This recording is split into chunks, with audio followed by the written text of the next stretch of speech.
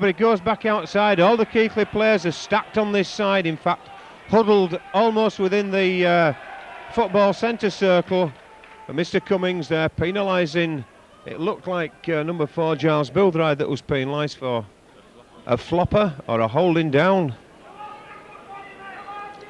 Keith Dixon then safely into touch.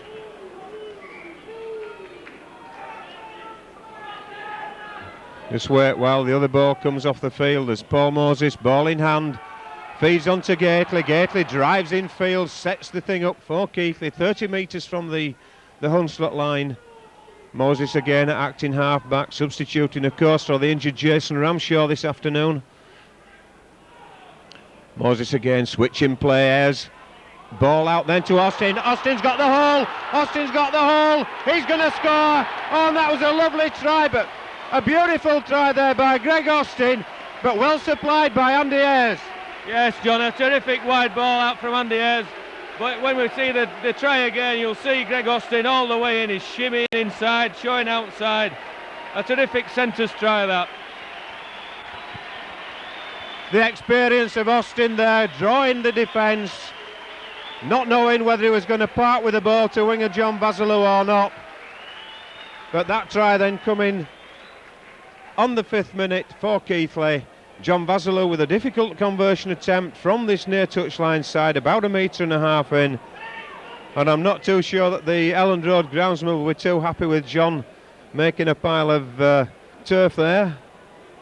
No doubt be casting his eyes across him.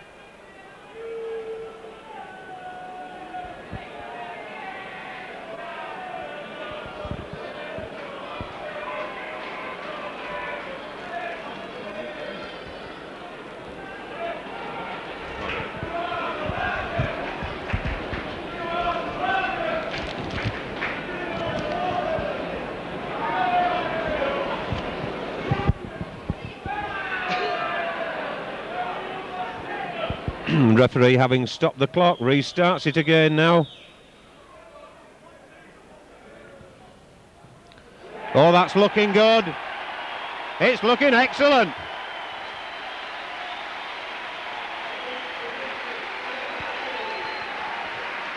Well, certainly John Basilou got his kicking boots on that occasion.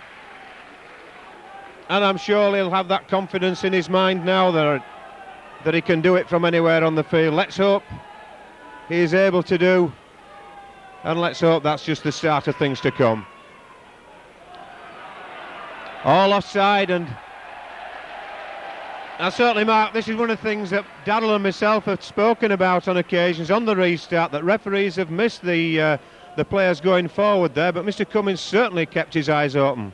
Yes, he seems to be on the ball today.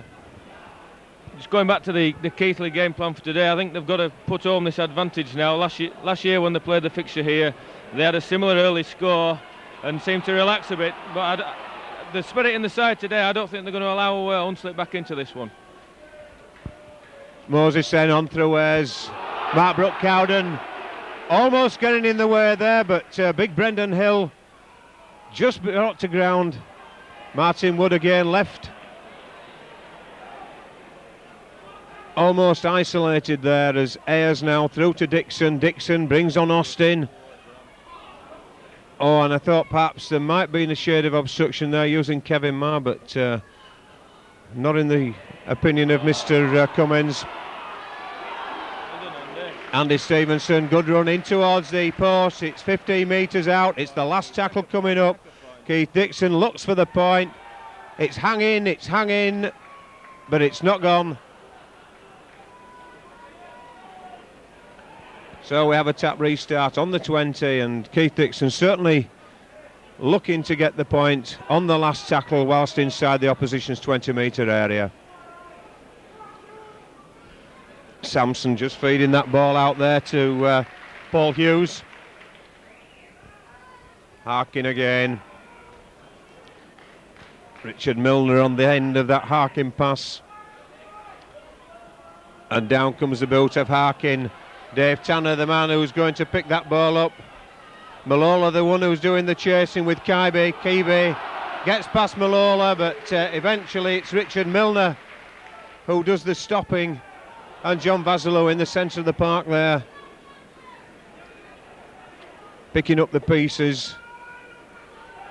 Kevin Marr just looks for the offload, gives it, lovely ball to Gately. Unfortunately, Ian Gately, not the sort of player able to go a long way, but Brendan Hill can certainly provide the offload as he did there. It's out to Dixon, and we've got Stevenson on the far side. Nice break there, a bit of to-in and throw-in here on this side between Roy Sampson and Brendan Hill off the ball. But fortunately it's sorted out. A long ball out there from Kevin Marr is to John Vassalou, facing 3 or 4 Hunslet defenders. It's the last one once more. It's Kevin Marr on to Dixon. Dixon puts the high ball to the far side. All on, says Mr. Cummins. Francis took his eyes off that ball momentarily, but he took the ball firmly. He's away, but a good tackling back there by Paul Moses prevents the winger from getting into the Keighley half. But Hunslet now coming forward. Harkin delaying the pass to Keighley. A good break there by Hunslet, some 65 metres in 2 tackles as Harkin gets the ball out there to Precious. Precious brought down though 30 metres out. Sampson on the run round, offered with Milner, but Milner takes the ball on his own. Harkin again now. Suspicions of forward pass there, missing out David Brooke, but Mr. Cummins not saying it is. Oh, and that's an awful pass. That was a knock on, but the ball going dead, and that certainly looked like a knock on to me, Mark. Yeah, it's a bit of generous refereeing there, I think, from Mr. Cummins. Certainly an exciting start to this game. Keighley playing some very good support play up in the Hunslet half of the field. Let's hope it can continue. If they play as well as this all the game, I'm sure we're in for an easy victory here. Kevin Marr then takes the ball up, and again offloads. Oh, and Moses is through the hole, not able to release that ball to John Vassalou. Eventually gets up, plays the ball, airs onto Dixon. Dixon misses out. Austin onto Martin Wood. Martin Wood gives the ball out there to Stevenson. He cuts back inside, but it's Richard Milner getting back there to do the tackling on Stevenson. Pinkney acting half-back on that occasion. Nice ball out then to Mark Brooke-Cowden from Andy Ayres, but the second rower brought to ground by Sampson and Brooke. Brendan Hill on the loose. Kevin Marr. Oh, he should have given the ball there. Should Kevin Marr out to John Vassalou, but it's still going, and he's going to be penalised for getting up off the floor. The referee must have called held there, but the ball going onto the floor, so Kevin Marr thought he had a chance to score. The referee thought differently, but nonetheless the crowd appreciative of the pressure there from Keighley. Yeah, it's Keighley playing with a lot of confidence. The early couple of games this year, when I think they were still suffering from the success last year, they found it hard to get going this season, but they're playing with real confidence today. It's a much better performance, John, I think. Sampson then gets play back underway from that penalty. Harkin again missing out Milner on that occasion, but it's Paul Hughes, the man going through the centre. Gets David Brooke almost to the halfway line, but Martin Wood gets back to do the tackling. Sampson along to Harkin. Harkin out the far side, loose forward Paul Beath. In fact, loses the ball in the tackle. Brendan Hill comes up with it. Certainly must be some power in those tackles of Brendan Hill, because twice Hunslet has spilled the ball and twice the man doing the tackling has been Hill, Mark. Yes, well, when you look at Brendan's legs, they're as thick as Keith Dixon's waist, aren't they, really, John? So there's definitely some power there. Forward pass there then, being spotted by the referee, and certainly was forward, no question about it. Scrum forming then just inside the Hunslet half of the field. Harkin feeds, literally. David Brooke on the end of that. The fullback Paul Burrows gets the ball away, out to the wingman Simpson. Andy Stevenson doing extremely well there to stop Simpson. And Hunslet set to launch again. Out then to Simpson, he's got the man on the outside, the kick going through for the chase. I beg your pardon, it wasn't, it was David Tanner, I believe, there, who was got there, but Stevenson on station nonetheless to make sure that ball went into touch. To shepherd the ball into touch, I should say. The ball going in on its own from the kick through from the Hunslet player. Ayres again opting to come round the scrum on his own without offloading the ball.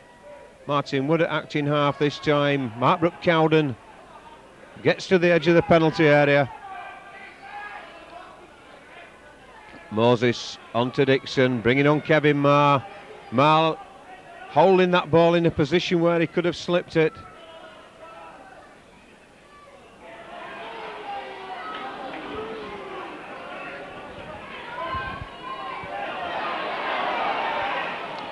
Crowd thinking Samson was crawling all over, but Brendan Hill going down there, gets the ball out to Paul Moses.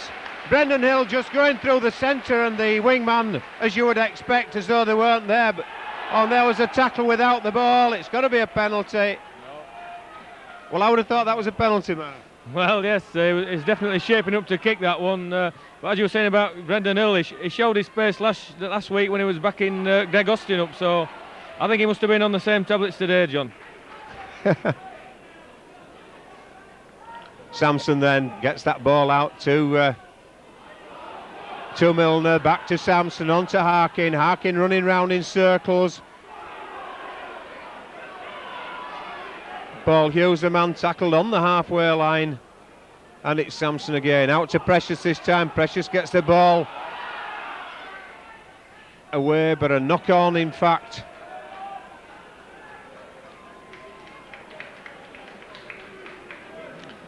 Knock on there by Keighley as the attempted interception was made.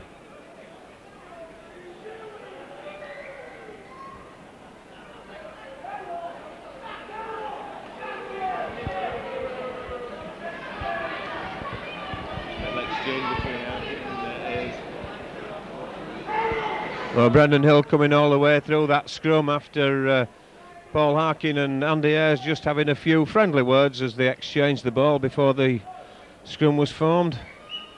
And Harkin with the ball out, then on to Brooke. Brooke looking for a hole through the centre, gets away from the first tackle, but Martin Wood does well to tackle back. Keith Dixon's first tackle ineffective, and Malola going through the centre of the park, but well met, well tackled, easily tackled there by Paul Moses. Malola looking to milk a penalty, didn't really play that ball correctly.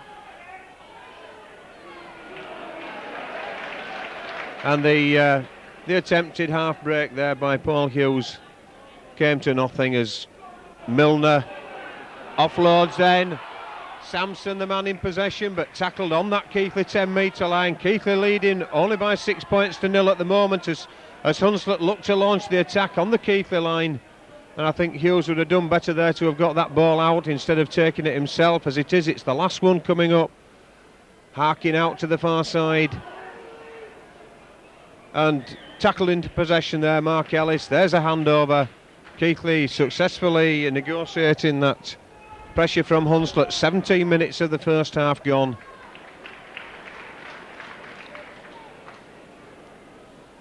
Out then to Gately.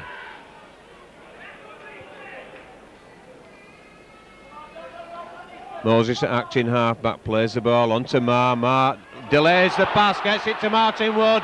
He's got Austin outside him. Austin's going to leave the full-back for dead. Greg Austin's going to score again. He just comes out, swerves away. Good try there again. But again, a lovely delayed pass this time by Martin Wood. I think it was a beautifully delayed ball from Kevin Marr there, John, to Martin Wood. Yes, Martin came into the line very nicely there off that weighted ball from Kevin Marr. He looks to have a terrific pair of hands, does Marr. He seems to be able to get the ball out at any occasion. But yes, good play there from Martin and good support from Greg Austin, giving the full-back no chance. Yeah, apologies there to Kevin Marr, of course. It was he who delayed that pass. and created the opening. But good support play as well by Greg Austin. We've seen him in the past few weeks as being the provider of tries. We're now seeing him in the role that everybody's more accustomed to seeing him in, as the scorer of tries. But what you just said there, Mark, about Kevin Marr, the information that we had about him before he came here was that he was a wide running second row with a lovely pair of hands, and my words, is certainly showing that now. Yes, that's right, John. I think an important score that for Keighley. Hunslet had just consolidated a little and had put Keighley under a bit of pressure. I'm sure that's knocked a bit of the stuffing out of them, conceding that try from a position in the Keighley 20-metre area. John Basilou then with the conversion attempt. That too is looking good. Oh, and it just hits the post. But nonetheless, that won't have done John's confidence any harm at all. 10 points to 0 then, the scoreline in favour of Keighley. And we've had something like 19 minutes. That try coming, in fact, on the 17th minute. So that just shows you how long John Basilou does take over his goal kicking. And something which one or two people have been thinking about, really, that once a try is scored, the clock should be stopped until the play restarts again from the centre spot. Marr then just taking play back outside of his own 20-metre area. Moses, Dave Tanner joining the line, fancying a piece of the action. And as Mark said there, that try coming just at the right time, because Keighley had in fact absorbed a lot of pressure in defence, and that ball being handed out there, was it knocked back? Yes, says the referee, in fact a forward pass. Certainly started off as Brendan Hill tried to put the ball round the Hunslet man, but the Hunslet man just a bit too far forward for him to get the ball round, and I don't really know where that scrum's forming. It should be on the 10-metre mark. It's more like 15 in. Oh, and Keighley wheeled that scrum tremendously. That scrum wasn't wheeled until the ball went in. It came out Keighley's side. That hadn't a chance of coming out anywhere other than the back of the Hunslet scrum, though. As Keighley gets away and still going, he's got Brook inside him. Oh, and really that was greedy as far as Keighley was concerned. David Brook inside him. He loses the ball in possession, and that's a terrible decision by Mr. Cummins, reefing the ball out. The ball was never reaped out at all there. No, I don't know how he could give that decision. Fair enough if you see it happen, but no, there was no pulling out of the ball there, I'm afraid. In fact, I'd like to see that and again, see if Mr. Cummins was in fact looking at the play, the ball at the time the ball was lost. I think we'll find that it wasn't, John, when we see that again. Well, one thing for certain that it didn't do, and that was check with his touch judges. He never bothered checking his touch judges. He decided on that himself. And certainly from our viewpoint up here, there was no way that ball was ripped out. David Brooks spilled it, no question at all. As it is, Andy Precious got the opportunity to convert that dubious penalty into points for Hunslet.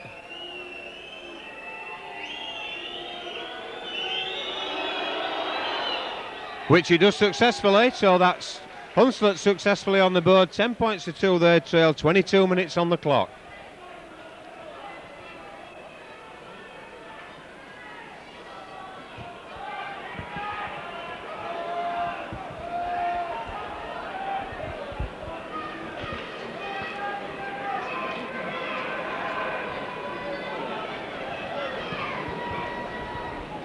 Good kick there.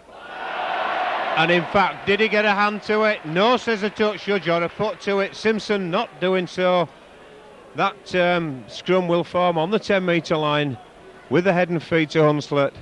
But a tremendous kick restart there by Keith Dixon. Almost inch perfect to the corner flag. Harkin then to put this ball into the second row. Good push there by Keighley.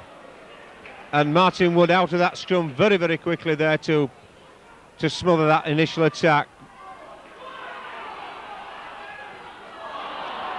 Now you're going to have to say that that ball was ripped out, but it wasn't. It was certainly knocked on though by Martin Wood, that's for sure. He'll give the first knock on against Keighley, is it? Yes, the first knock on against Keighley being given. That ball cleanly out then to the back of the scrum. It's Dixon. Dixon dummies, butts the ball back inside, but didn't really look where he was putting it. The support player was to his right, decided to switch back. Ellis down on his knees 2 or 3 times there, managing to get back onto his feet to crawl a few more yards further forward. Precious brought down just inside his own half of the field. And it's Sampson on to Harkin. Harkin offers the ball. Eventually it's number 11, Paul Hughes, who gets it, just breaks into the Keighley half. Sampson again to Milner via the hands of Harkin, but the last one coming up. No doubt looking for the high ball here from Harkin, but no, they're going to run it. It's Brook, the man who's going to put the ball through. That ball's going to go dead, is it? Just it does.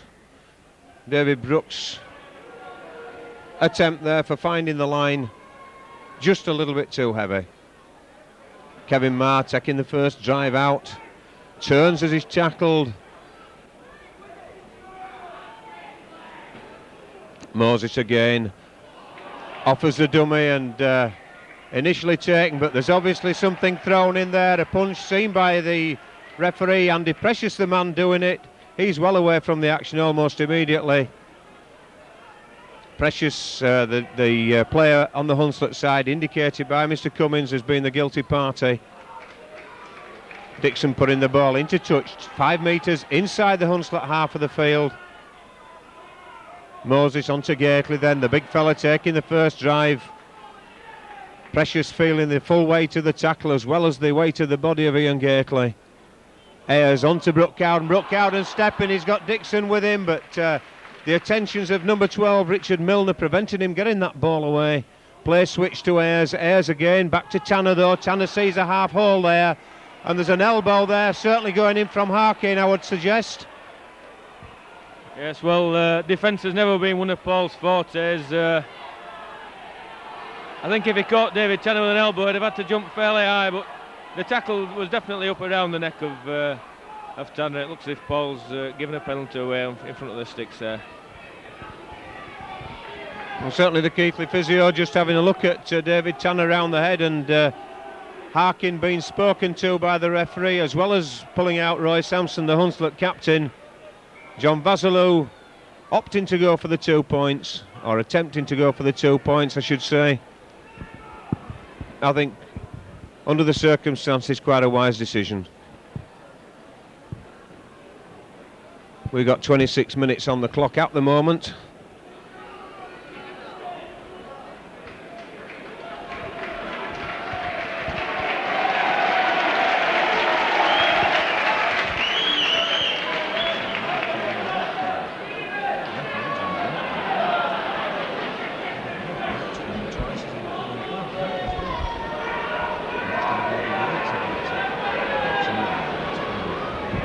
John Vasilou then, some 10 to 15 metres to the left-hand side of the post, firmly struck through the middle. The Harkin indiscretion penalised once again. It was penalised on numerous occasions on the fixture at Cougar Park last season, and there's the first indiscretion he's committed this afternoon, and it's cost his side 2 points.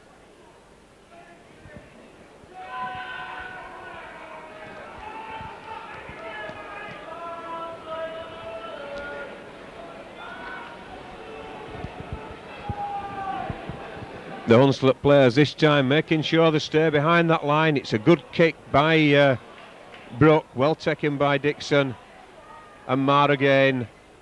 The one on the end of the pass to take it away from the danger zone. Mark Brook Cowden, the other second row. Tackled by a combination of Sampson and Hughes.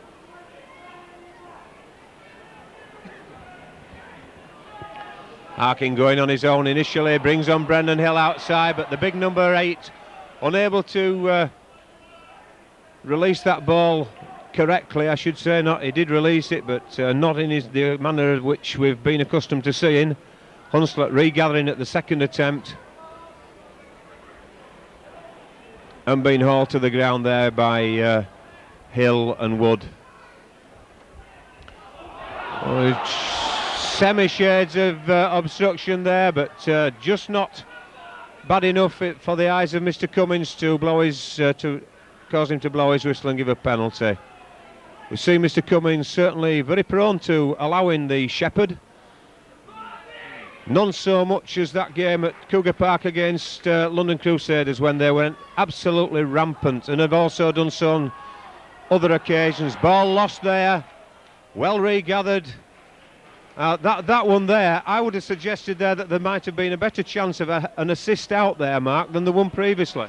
Oh, I wouldn't like to comment on that, John. I didn't see that one, to be honest. I was looking to see who was going to come and drop on the loose ball.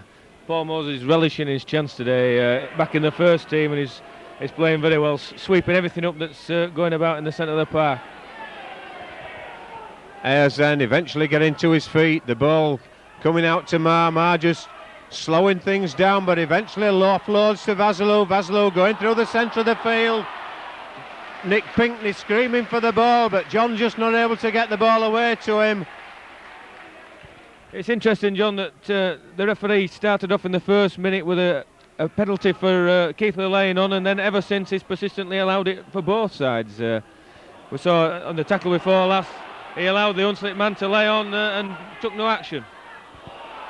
But there's Dixon again on the end of that loose ball, getting up, plays the ball. Pinkney acting half-back, Ayres onto Austin. Austin going across the centre of the park, offloads to Mar. Mar gives the initial dummy, but then hangs on to it. It's the last tackle coming up. Ian Gately, the big fella acting half-back, gets the ball out to Dixon. Dixon chips it through, regathers by Moses. And in fact, that's a bad decision. The ball was played by the foot. The Hunslet player made a deliberate attempt to play that ball, and yet the referee gives back to 6. One cannot understand decisions like that, can you? I mean, we do call it a difficult thing to make and unfair on occasions, but a definite play at that ball by Hunslet. Yes, no way did the ball play the man in that situation. He definitely just stood his ground, let the ball play him, and Paul Moses regathered again. A bewildering decision.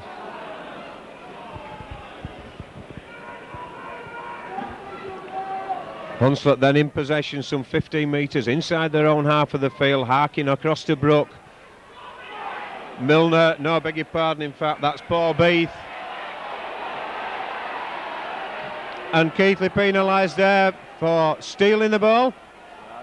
I think there was just a hand in the tackle there, John. I don't know, Mark Brook Cowden or Kevin Marr just put a hand in trying to impede the man playing the ball. Penalty though to Hunslet, straight into the rows of spectators below us. Ball quickly on for Sampson. Mark Ellis running across the face of play, running at the angles as a well-known person describes that sort of a move. Milner breaking through the first tackle, looking to offload, but the support from Sampson, I believe it was. Sampson not getting there. Harkin offering the ball to Brook, chips the ball through. Well taken there by Martin Wood, but unluckily just spilling the ball, no doubt under the weight of the ball coming through and the advancing feet of Paul Harkin as well. Nothing wrong with what Harkin was doing, of course. It was the scrum collapsed there. Now then, by the look of that scrum there, it's Hunslet that's collapsed that scrum. They'd obviously lost the ball, the collapse of scrum. Now, is that not a penalty, Mark? Well, I think if we were playing rah-rah, then it might be. Keighley again seemed to wheel the scrum there and win the ball, and ended up with the Hunslet lot going down. And to be honest, I don't think you're allowed to win the ball these days, are you, against head and feed? I think that's just the crux of the matter, John. It certainly seems to be, as Hunslet then 10 metres just inside the Keighley 10-metre line. Harkin bringing on Milner, loses the ball. The big fella Hill there again getting the ball. Certainly putting himself about now as Ayres launches another Keighley attack. Greg Austin, not the best of passes from Andy Ayres. He hadn't created a gap for Austin. Malola offside there, not standing square, but eventually gets back to do so as Gately taken round the throat there by Milner. Mr. Cummins totally disinterested, laying on all over the place. Again, Mr. Cummins totally disinterested. As Mark made the remark earlier, he's penalised both sides once each for laying on and ignored it thereafter. As Ayres gets into the opposition territory, Moses at acting half-back, Sampson not making the 10-metre line back as Wood skips over the far side, gets away from the tackle, feeds the ball out to Stevenson, stepping inside but well covered by the full-back. A good break there by Keighley. The ball coming infield again now, Dixon onto Wood. Wood going for the drop goal attempt through the centre of the post. Again, I believe the last tackle, Keighley coming away with a point, this time successfully. And going back to those scrums, I think you're dead right what you said there, Mark. No question about it at all. No matter what happens in the scrum, the possibilities of the defending side winning the ball are absolutely nil. Yes, gone are the days when a good hooker could win you the ball during the game now. It just seems to be a foregone conclusion. If you had head and ball, then you're going to get the ball out. It makes way for a quick game. We're not messing about with the scrums, but some purists would argue the fact that it's a skill that's lost to the game, John. Yes, certainly, because all it encourages is a six-man push from the defending side, with the defending hooker not even bothering to strike for the ball. And even then, if you push them off the ball, you'll be penalised for something or other, I'm sure. That ball in then and out to Keighley from the kick through. Andy Ayres, the man on the end of it. Darren Appleby taking the place of Keith Dixon on the field. 34 minutes of the first half gone. Mark Brooke-Cowden loses the ball in the... oh no, he didn't, I beg your pardon. It was the white armband of the Hunslet shirt that looked like the ball's spilling out.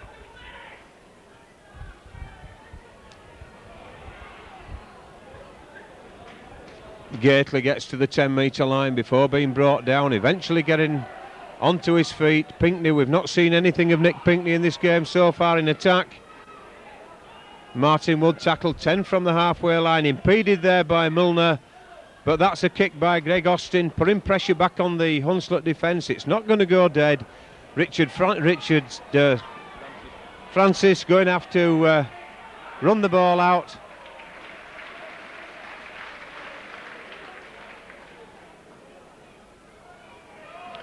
Precious going on the outside, trying to get through the centre and wingman of Keighley, but not successfully.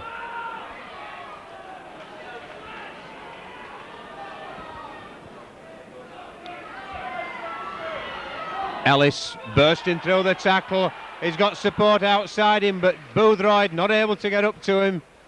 Sampson at the acting half there, through the hands of Harkin to Brooke. Brooke going back inside. And it's Sampson eventually tackled in possession, 30 metres out, the last one coming up. Hunslet have got the numbers over the far side if they use them. Francis chips the ball through. David Tanner takes it there as though he's been taking them all day. And he's tackled round the ears as well, my Francis, as he went down. Oh, and that ball being thrown out by Andy Stevenson. He was securing the ball in his grasp before he'd in fact got possession. And Keighley now got the defence to do. Precious only a metre from the line as Harkin moves the ball a little slowly across there. Back inside to Brooke. Brooke tackled though some 5 metres from the Keighley line. Ball switch to Harkin. Harkin delays the pass. It's Precious looking to burst his way over the try line, but well held there by Keighley. The short on numbers on the far side of Keighley at the moment. That's the way the ball's going. But Harkin brings it back inside, dummies his way over. An outrageous dummy there by Paul Harkin. Completely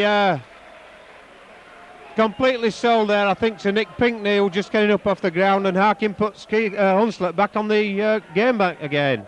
Yes, the old master there, still full of tricks. If you stand off him, then he'll jink about and he'll torment defences all day. You've got to close Paul down, chase him about the field, put him under pressure. If you stand off him, then as I say, he'll just torment defences. He's getting on a bit now, but it's still a tricky little halfback. And certainly that try coming 3 minutes from the end of the scheduled 40 for the first half, just about at the right time as far as Hunslet were concerned, and I suspect at the right time or the wrong time for Keighley, because they may be getting their ears burned again in the dressing room. They've had all the advantage in the first half, they've certainly had the skill and the class, but they've only got 13 points on the board to go with it, and Hunslet have got 8.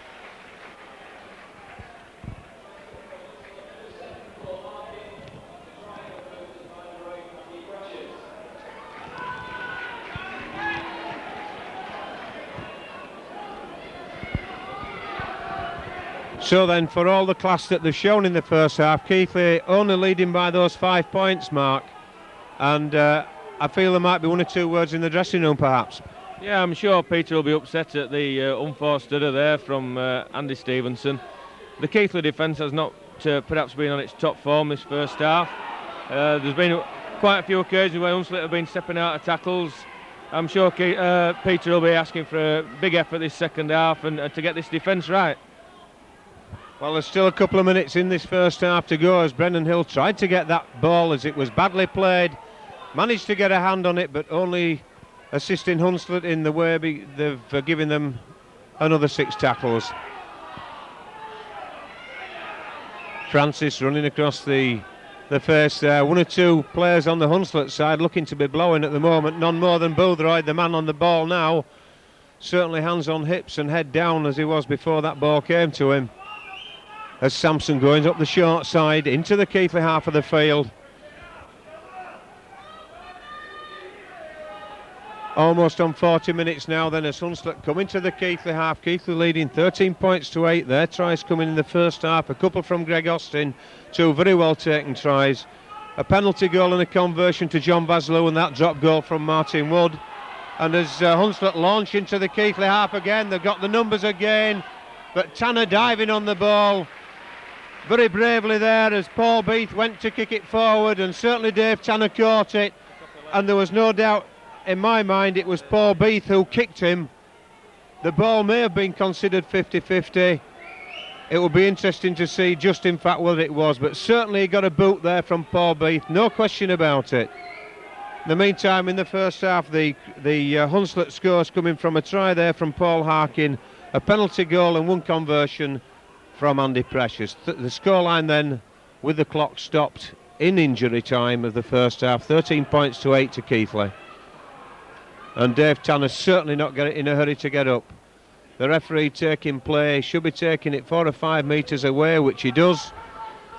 John Vaslew with the ball, plays to Martin Wood.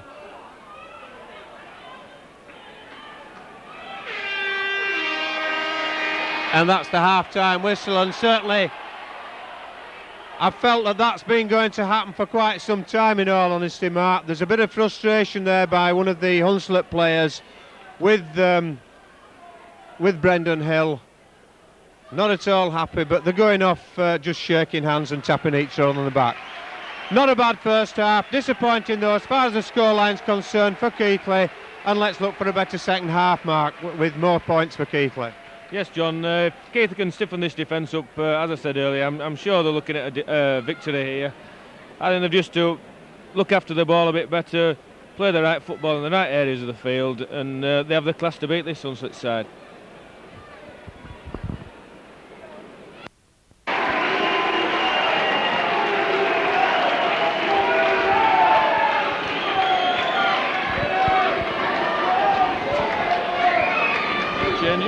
No changes then on the Keighley side as they retake the field. Andy Stevenson still on the field as the speculation through half-time wondered whether it may have been replaced for the error that led to the try by Paul Harkin. And it looks as though Hunslet are also unchanged.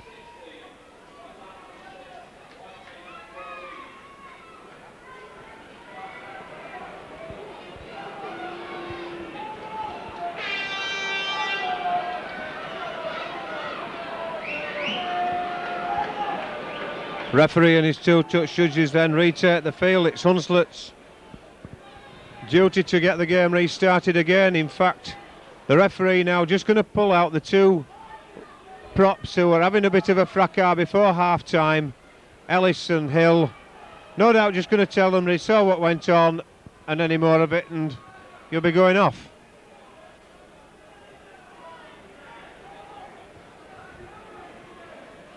Just making sure that there's no grievances being carried through the half-time break, letting him know that he won't tolerate it. And this looks like it's going to be a kick to the far end of the world from where David Brooke lined up to take it from. But over the head of Darren Appleby, into the arms. Ooh! Certainly a big hit there by number 13, Paul Beath, on Stevenson. The winger's head flying back. Kevin Marr in the midfield. It's Keighley now striding through 30 metres out from the Keighley line. And again Hill dipping in the tackle, not able to get the ball away that time. Greg Austin sniffing up his trouser leg, as you might say. And that's a good deep kick. It's going to hold in the grass. And full-back Burrows has got the task of running it clear, does very well to get back to his 20-metre line. Kevin Marr just taking a knock on his forearm there in that tackle.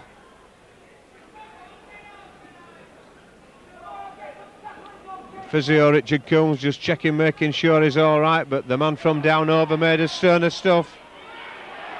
Oh, and that ball lost, regathered. The referee says nothing.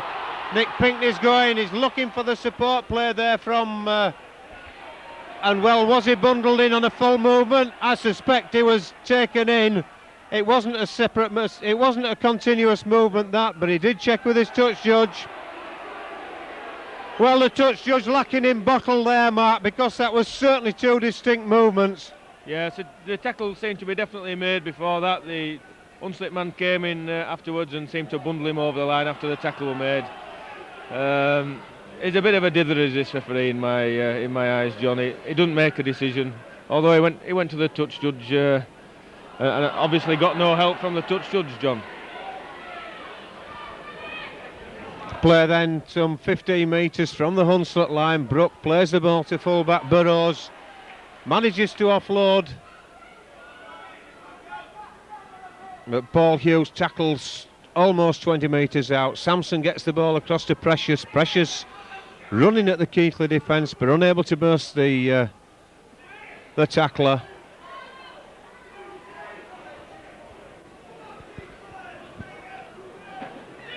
Keighley player down there, looks like it's Brendan Hill.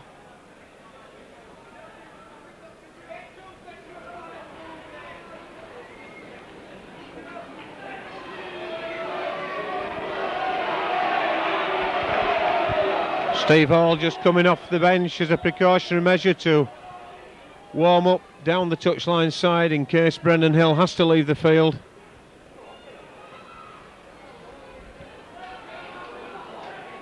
The referee being persistent in holding up play here, but the magic sponge of Richard Coombs just seems to be doing the job. Brendan Hill regathers his place.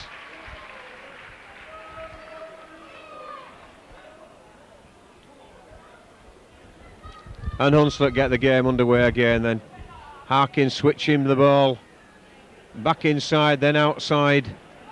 And Mark Ellis going nowhere at all.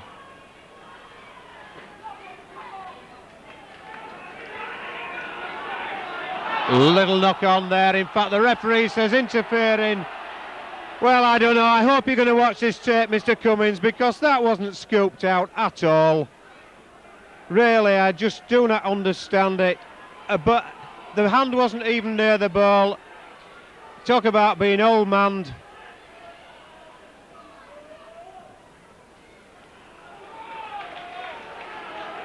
Resulting penalty then taking Hunslet 10 metres inside the Keighley half. Sampson onto Milner. Milner just looking to move around, but dumped for his troubles without being released as Ellis drives the ball in. Keep your arms away from the ball, boys, you'll be penalised.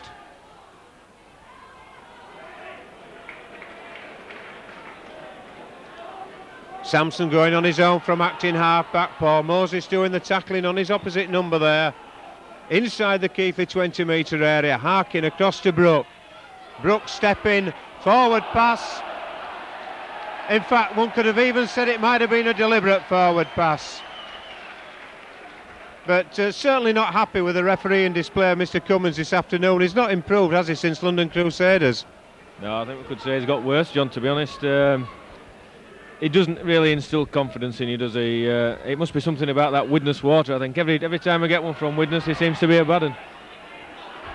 Ayres then striding through the would-be tacklers. Marr onto Wood. Wood again doing the tiptoeing as he looks at the options open to him in the Hunslet defensive line. Mark Brooke-Cowden just not able to get away from Sampson. And it's Ayres onto Appleby. Appleby gets the ball out to Pinkney. Pinkney opens his legs. Half through the gap. Still going is Pinkney. Still going. He's got support with him. David Tanner was coming up his outside, but that's a good break by Nick Pinkney. Paul Moses out to Kevin Marr. Switches back inside to Martin Wood. Chips over the top for the chase through. Will it bounce kindly? It does. Martin Wood's in. Is he? The referee says yes. And he's congratulated by Darren Appleby. Just wondered there, in fact, whether he might have been held on his back. But Martin Wood obviously got the ball down to the satisfaction of Mr. Cummins. And that was a good try, all created by Nick Pinkney, Mark. Yeah, it's a terrific run from Nick Pinkney, but you must look at Martin's great vision there. He took the ball to the line, saw there was no sweeper defence there. Little kick over the top, regathered it, and a terrific try.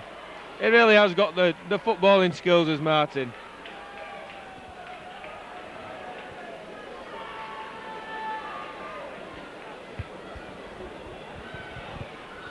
But the build-up, of course, as just prior to Martin being involved, was that with Nick Pinkney, and certainly impressed by the tremendous support play as well that Keighley were showing. Support play which has in fact been missing on occasions this season, unquestionably there all the way. And then, as Mark said, the vision of Martin Wood when he saw the fullback missing, went for it after the chip through. John Vasilou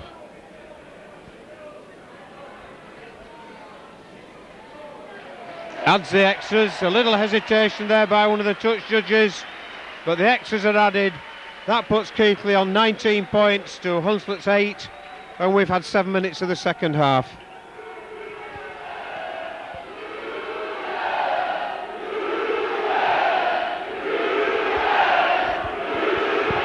And just listen to the roar of the crowd go up. That must be tremendous for the players on the field, Mark, to hear such support. Yes, the supporters are really great at this club at the minute. They follow them all over the second division, all over the third division last year. It must be great for the fellas to be out there with this great following everywhere they go. Brendan Hill then offloading as he's tackled or half tackled. Very difficult play to tackle with his bulk. Can't get the arms round the player's arms to protect the pass being given out.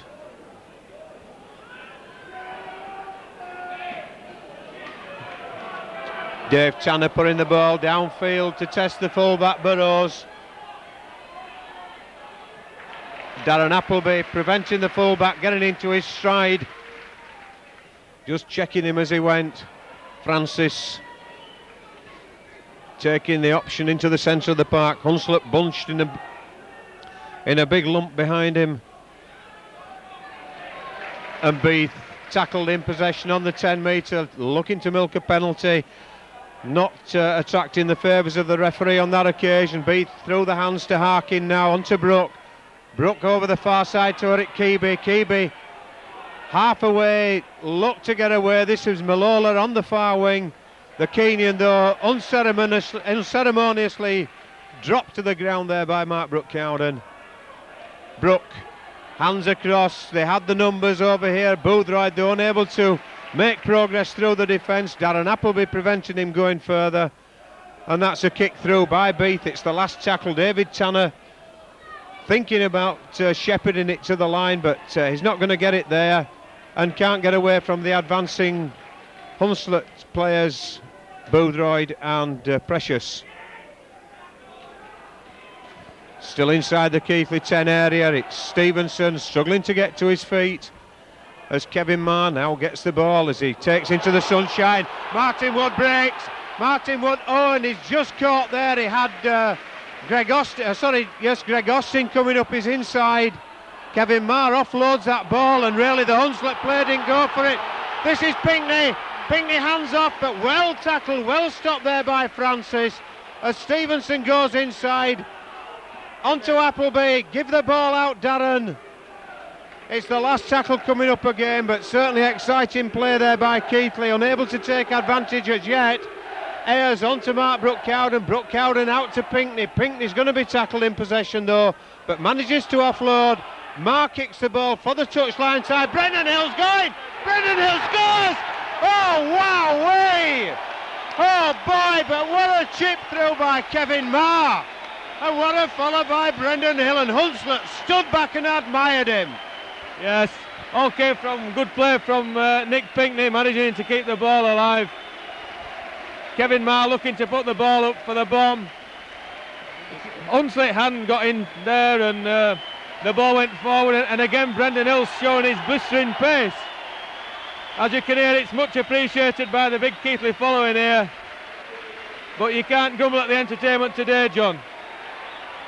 No, you certainly can't. That try coming on 11 minutes, and the Hunslet players at the back of the, not at the back of the post, but behind the try line, have just had a tremendous lecture from Paul Harkin.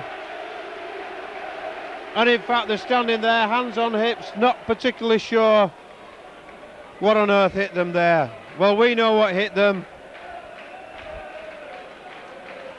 And the points are on the board to show it.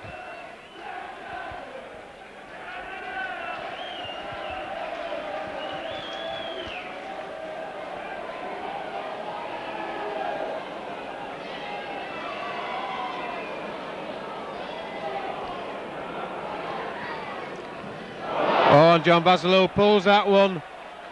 Certainly the concentration not quite as perfect as normal.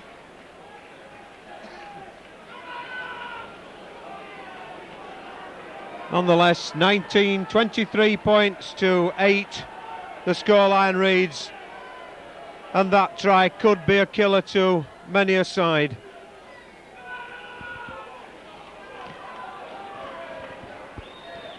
David Brook then restarting.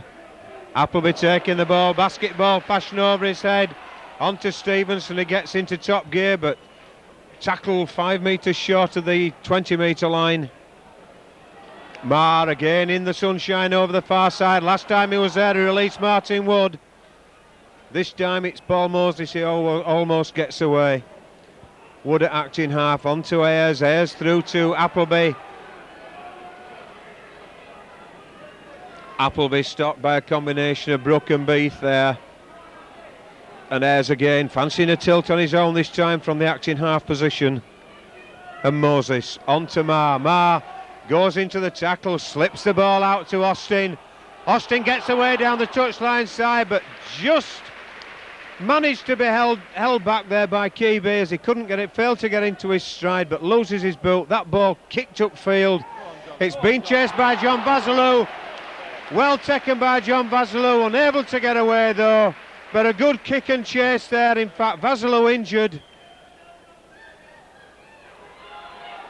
Looks as though it's a bit of cramp, in fact, the way in fact he's holding himself, and Keighley penalised. Brendan Hill, it is being pulled out, telling the Hunslet players to get away. Here's referee Cummings. We wait to see the signal from Mr. Cummings for the reason for the penalty. I was more intent watching what had happened to John Basilou.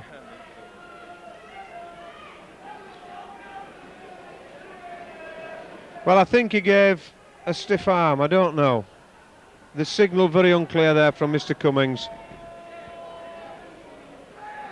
as Precious launches himself at that ball into the stand on the far side of the field, the empty stand of Leeds United, and it's Sampson to get the game back underway again for Hunslet.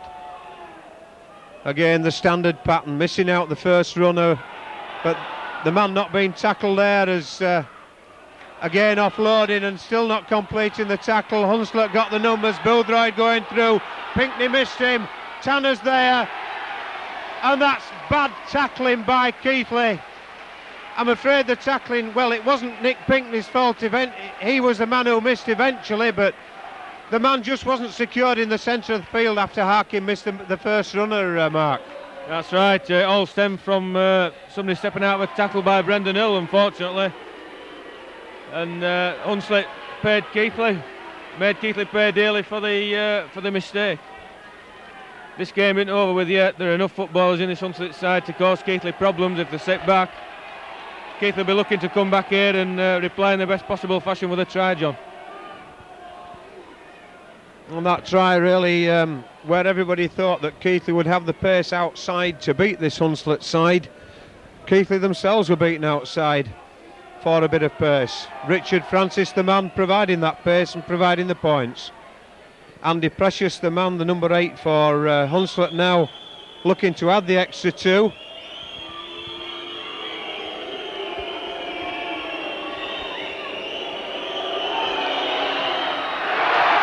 Well, that's nowhere near the goalposts, and Keighley now looking to make a substitution. Mark Brooke-Cowden being substituted, and Steve Hall coming on.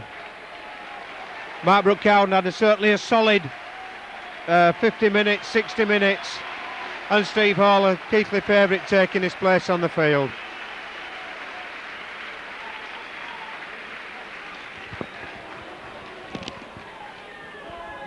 Yeah, very workmanlike performance there from Mark Brooke-Cowden. Never lets the side down. A real 100%er. It'd be nice to see him get a look at the Kiwi squad this time. If injuries do occur during the tour, he's as good a replacement as any, John, I'd feel. Well, he's certainly been attracting the attention of the Kiwi selectors, that's for sure. And I think everybody at Keighley would share that sentiment. Beath just proving a little bit of a handful at the moment for Keighley, as Giles Boothroyd stopped midfield, 30 metres out from his own line. Sampson acting half-back again. The first runner missed that occasion. It was Paul Hughes, a dummy run. Mark Ellis, the man who took the ball from Harkin, and Harkin spreading the ball across this wide open spaces at Allen Road. And a couple of Hunslet players there in an offside position inside the 5 metres at the play of the ball, and we've seen players penalised for that this season on many an occasion.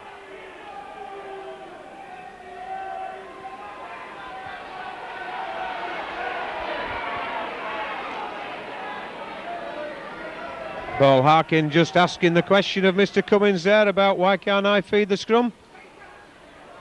And Mr. Cummins telling him exactly why, as Appleby releases the ball there to Stevenson, but Stevenson wrapped up 10 metres inside his own half of the field. Steve Hall coming on, fresh legs into this Keighley attack. Ayres runs round with Appleby, out then to Pinckney. Pinckney steps inside, offloads to Gately. Gately stepping inside again, showing a lovely sidestep for a fella his size. Being laid all over by Ellis. Mr. Cummins totally disinterested as Ayres now looks to release Appleby, but Beath almost intercepting, getting a hand to the ball, I suspect. Mr. Cummins disagreeing with that interpretation, as Hall now takes the ball up for Keighley inside the 20 metres. It's the last one coming up. Moses at acting half-back onto Ayres, who steadies himself, looks for the drop goal, and again coming away with the point, Mark. Yeah, it's good football there. Keighley, good set of 6, got the point, and they get the football back more importantly.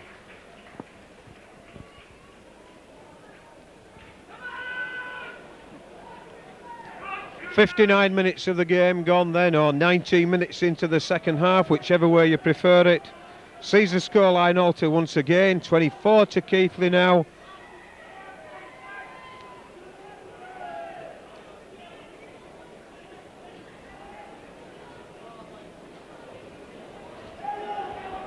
And of course 12 to Hunslet.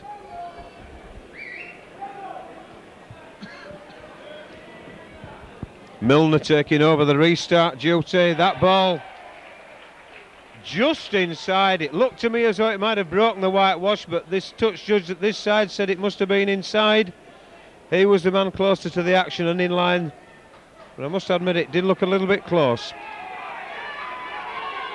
Harkin then going to feed this scrum as Lawrence warms up on this touchline side. In fact, the ball, Harkin looking to con the referee there. Mr. Cummins not having any of it, gives the ball to Ayres.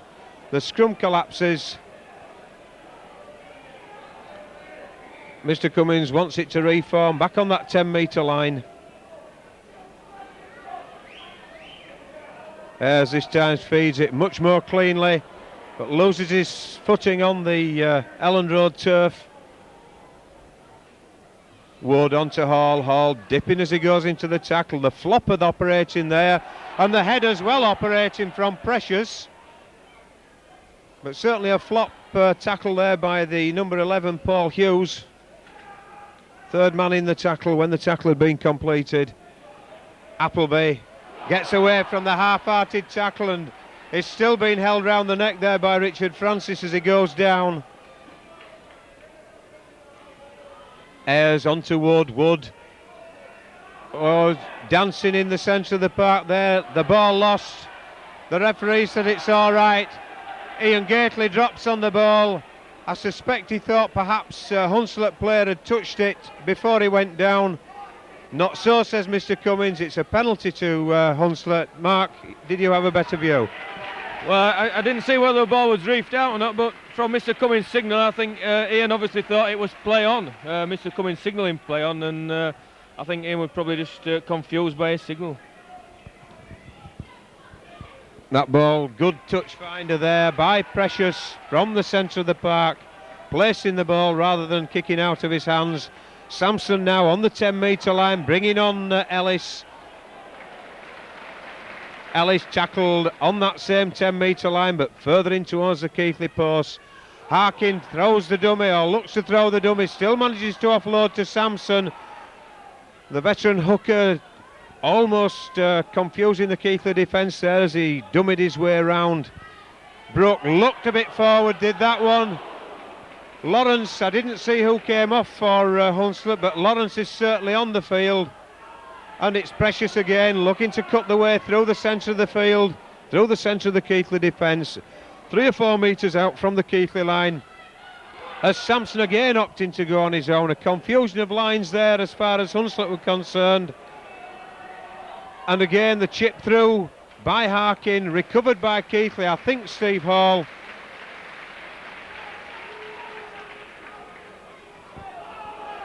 Ayres satisfied by taking the tackle there. Kevin Marr certainly been better marked by the Hunslet defence in this second half, not had the freedom that he seemed to have in the first half.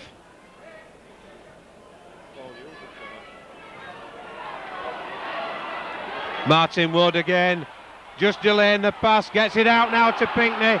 Pinkney's going to have to go. Pinkney's going inside to Wood. Lovely ball from Pinkney. Lovely try from Martin Wood. Under the post.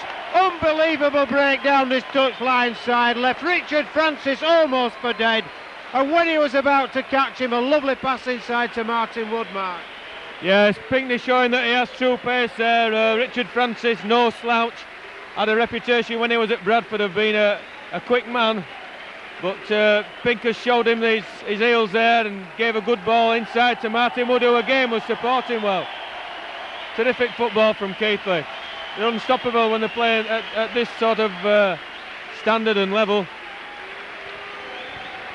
And certainly looking at the moment as though they are about to lay the ghost of Elland Road, but there's still 16 minutes left of running time. And although the points, they are leaving the Hunslet score behind, they've still got to concentrate their efforts on making sure that the victory is secured. And I think possibly that's the message that's just gone out onto the field. can't afford to relax. Keighley now have got to pull the killer blow now and really ram home this points advantage. 28 points to 12 at the moment. John Basilou with the opportunity of taking it to 30. Referee Cummings just stopping the clock.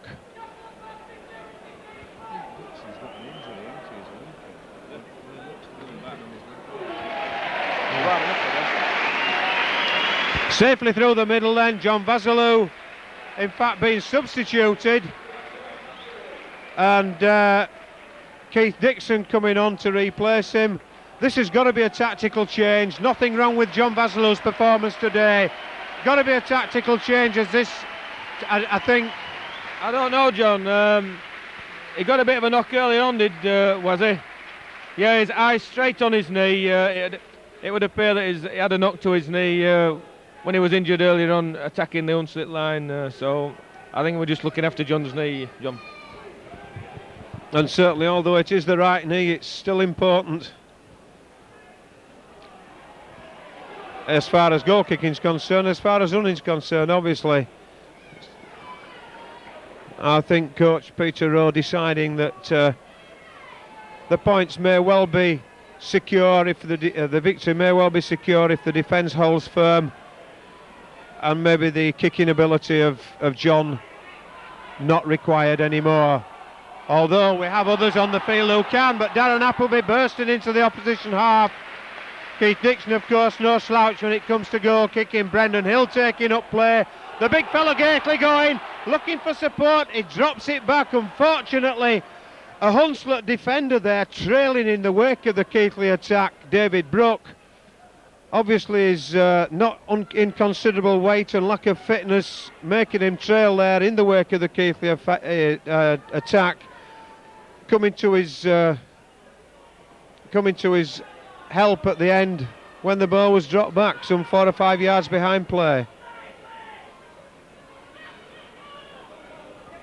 Precious taking the ball up again for Hunslet, 15 metres from the halfway line. Keighley, who just put that tremendous burst in at the other side of the field, over this side to do the tackling. Just inside the Keighley half is Danny McKelvey. I think I had the touch judge on as a substitute before. The touch judge, of course, is Lawrence. Danny McKelvey is 15, the Australian. And the tackle's been absorbed there. Mr. Cummings spotting a little knock on there by Greg Austin, losing the ball in the tackle as he was put to ground.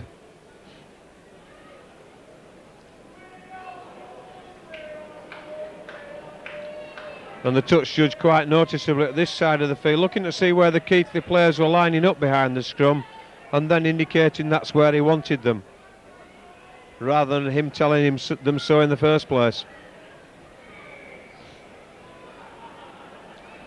Just a little bit of problems while the scrum sets down correctly, the heads get in the correct slots, and Harkin puts the ball in and out to Brook into the centre of the park. Brook gets the ball off to full-back Burrows, but Burrows not particularly impressive in my book this afternoon in the full-back position, not very confident and certainly not showing too much in attack, Mark. No, Keighley haven't given him much chance. The support player's been very good. He's been drawn to the man in possession, and the ball seems to be given to the support player in a lot of the instances when Keighley have scored. But we haven't really seen him under the high ball. But they definitely missed the quality of Steve Leigh, who's on loan at Halifax at the minute. Giles Boothroyd going in there, and in fact a knock on, but Andy Precious making a hole in the Keighley defence there. Giles Boothroyd taking play on, and it was Francis who was unable to get back down to it, although in fact it was a knock on prior to going to Francis, and that's why we're seeing the scrum. But Keighley let off there certainly as Precious made a big hole through the centre of the defence. Now there's an interesting thing, because Appleby gone to scrum half. It looks as though probably Dixon's gone, has he too? Oh, Ayres has gone to stand off. Just a switch of the two half-backs.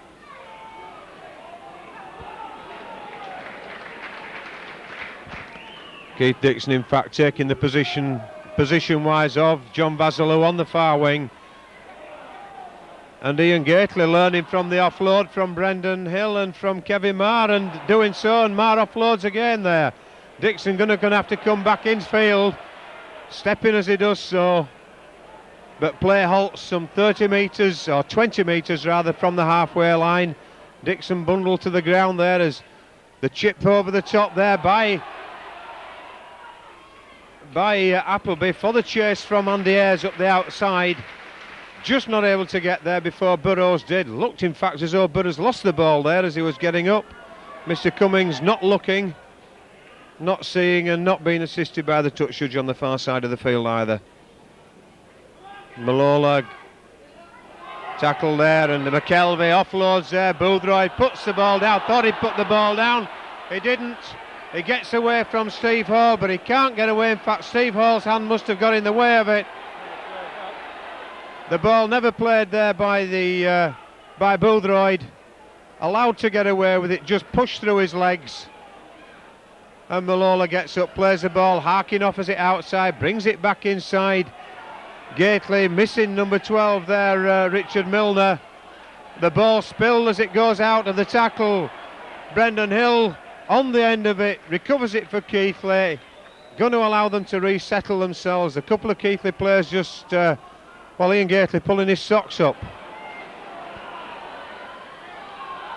Tanner joining the line there, providing the extra link. The ball being pulled out. The referee tried to be conned, in fact, I think, by David Brooke, but not having any of it. Yeah, interesting decision that, John. The referee gave the penalty, looked to his touch judge who signalled a knock-on. Martin Wood leaving the field now, being substituted. Mark Brooke-Cowden coming off. Martin Wood receiving rapturous applause from the tremendous number of Keighley supporters here. And again, an ice bag thrown out to him. Looks as though that might also be a knock on the leg.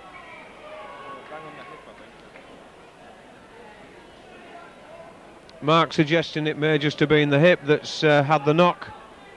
Couple of balls on the field. Moses gets the ball on then. Gately taking the first drive in, steadying things down, setting things up. Moses out to Ayres, Ayres to Brendan Hill. Hill goes through the centre. Greg Austin up his left-hand side. Hill plays the ball out to Ayres via Moses, onto Hall. Hall getting away from the initial tacklers. I don't think the Keighley support was expecting Hall to get away from that. They weren't supporting him as Appleby skips his way through. Out then to Greg Austin. Lovely pass by Appleby. Tremendous vision again by Austin for his hat-trick. Yes, a great handoff in the initial stage from Appleby. Made the gap. Brilliant support play from Greg Austin. That's why he scores so many tries, John. Yes, as I said earlier, we've seen Greg Austin as the provider. We're now seeing him as the finisher. And certainly was a good finish as far as he was concerned. And as far as Keighley were concerned. But let's not forget the work of Darren Appleby in the build-up to the try. Dave Tanner taking over the goal-kicking duties.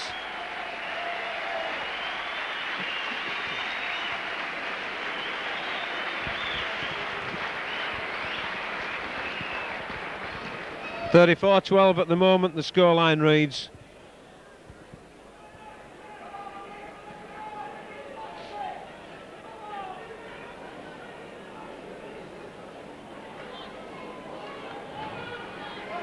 And that's through the centre, 36 points to 12, and we've got 6 minutes left on the running clock.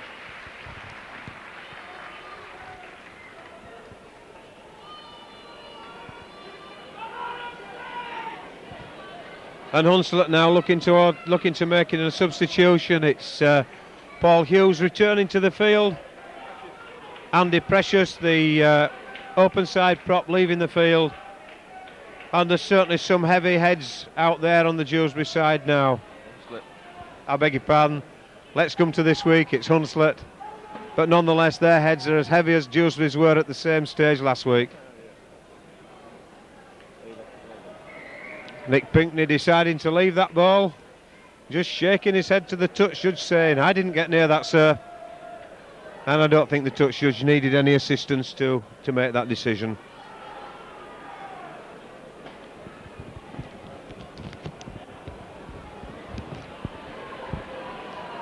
Tanner in the line as the ball comes out of the back of the scrum to Keighley. Ayres switching play to this side. Marr out then to Stevenson. Stevenson stepping inside, gets into the opposition half. Being held down there.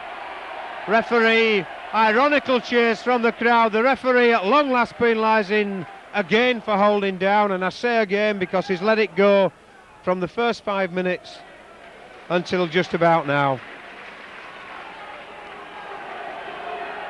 Moses on to Gately. Gately taking that tackle. Ellis just making sure he is tackled as Moses gives the ball back to Gately, putting the man behind him before doing so.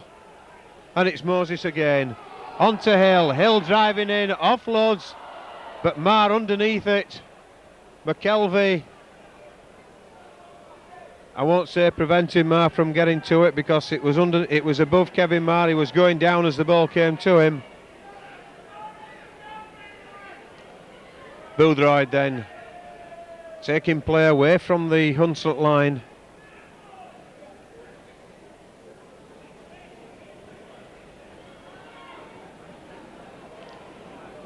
Richard Milner breaks out of the 20-metre area.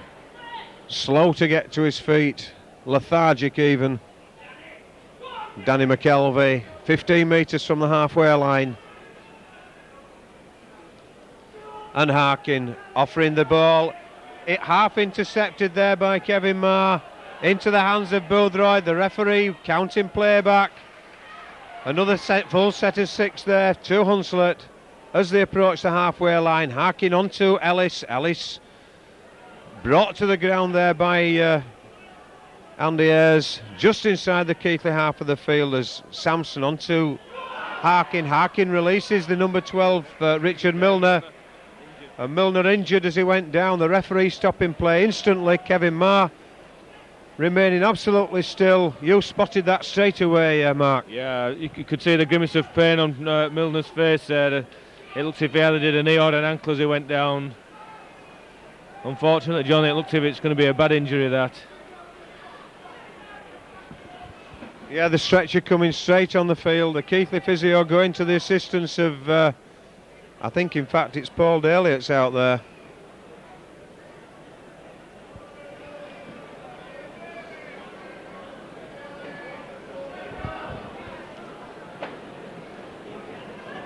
And certainly a sad sight to see big Brendan Hill helping his ex-Halifax colleague onto the stretcher. I'm saying ex-Halifax colleague because they are both currently officially Halifax players on loan to the current clubs that they're with. Hill to Keighley and Milner here at Hunslet.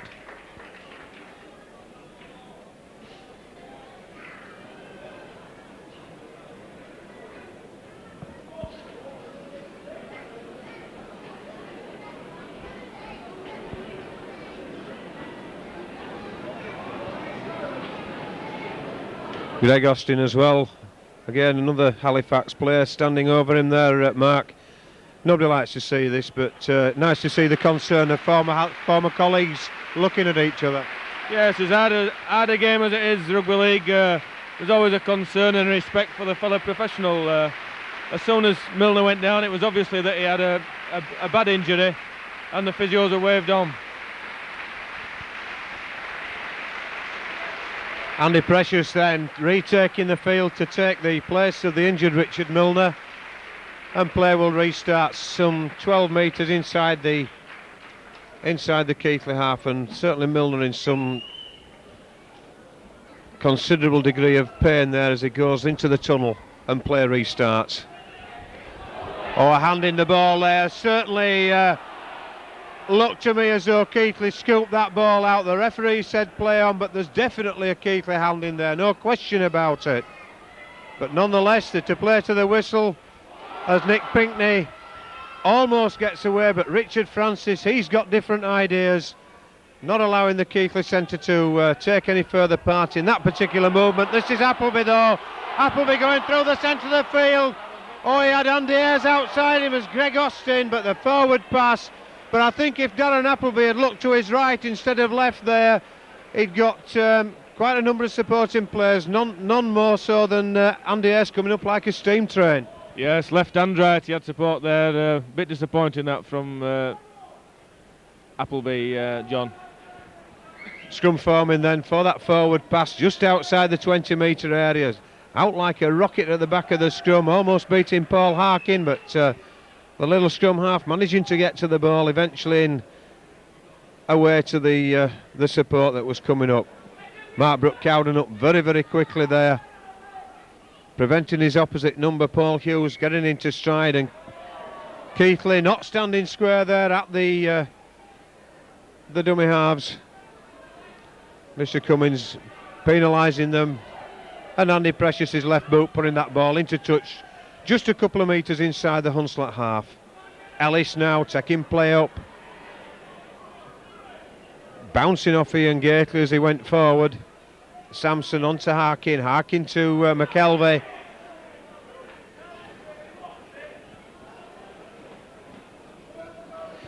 We're already a minute into stoppage time now as Hunslet launch an attack towards the Keighley line. Scoreline currently leading 36 points to 12, and we've had a hat-trick of tries from Austin. We've had two more from Martin Wood. We've had that one from Brendan Hill. We've also had 4 goals, 4 to John Vasilou and 1 to David Tanner. That gives the Keighley scoreline, with the exception of 2 drop goals, 1 to Martin Wood and 1 to Andy Ayres. Hunslet then launched down this side. It's Giles Boothroyd inside, nice pass to Nick Pinkney. Pinkney says thank you very much, I'll settle for another set of 6. And Boothroyd just doesn't know what he's done wrong. Well, he gave the ball away, that's what he did wrong, and Keighley are now in possession. The Hunslet tries this afternoon coming from scrum half Paul Harkin in the first half and 1 to Richard Francis in the second half. A penalty and a conversion to Andy Precious, giving them their 12 points and the current scoreline of 36 points to 12. The ball being out there, well, the ball in fact hit the ground and bounced forward. The backward motion first of all, then the forward motion. Nothing wrong with that one. Mr. Cummins thinks differently, but there again I'm sure he will disagree with 1 or 2 things that we've said this afternoon about the other decisions. Brook then on to Boothroyd. Boothroyd again wrapped up by Nick Pinkney. We've now in almost 3 minutes of stoppage time. The referee didn't see what happened, more involved in what's happening here as Boothroyd's throwing the punches left, right and centre. Nick Pinkney also on the end of it. I don't know what the referee's going to do. I didn't see it, to be honest with you. Did you, Mark? No, it was a little incident at the play of the ball. It wouldn't surprise me if he takes the option of putting both in the bin. Well, certainly the referee was on top of play. Goodness knows why the touch judge is on from the other side of the field. The man at this side obviously saw what happened. The touch judge here is telling the referee what he wants. He's sending Boothroyd to the sin bin, and he's sending Pinkney to the sin bin. Well, it's a soft option. Boothroyd arguing with the referee. It's a soft option, but at this stage of the game, there's nothing going to happen. Neither players are going to take any further apart. And I really think, well, the 2 players just exchanging words as they come up the touchline side, and I don't think that's wise.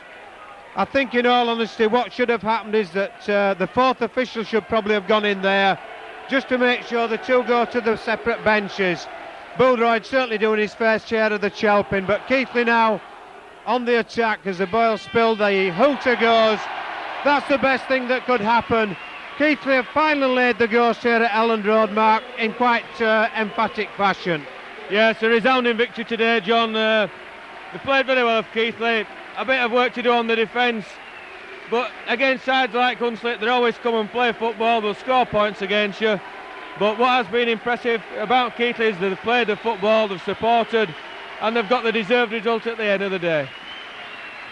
No question about that, and you can hear by the applause from the crowd down here below the way in which they appreciate it, and obviously the spectators also, the players also appreciating the support from the fantastic Keighley following. Final score then here at Elland Road. Keighley at long last laid the ghost. Hunslet 12, Keighley Cougars 36.